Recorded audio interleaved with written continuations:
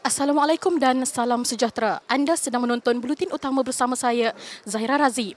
Kewujudan akaun-akaun palsu yang menyamar sebagai pengumpul duit shilling lama menimbulkan rasa kurang senang pengguna media sosial di seluruh negara. Kami menemu ramah seorang netizen yang hanya ingin dikenali sebagai Gernot Ror Onyeten Yeview. Menceritakan detik-detik dia membalas pesanan dengan salah, seorang pemilik akaun media sosial mencurigakan. Dia terkejut mendapat panggilan dari luar negara selang beberapa jam kemudian. Setelah diteliti, nombor telefon 2308156559228 itu memanggil dari Mauritius.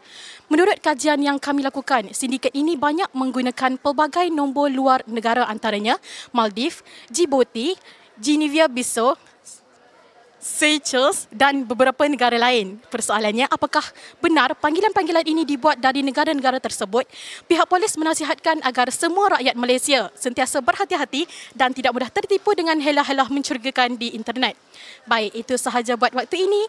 Layari YouTube Buletin TV3 untuk lebih banyak klip berita dan terus bersama TV3.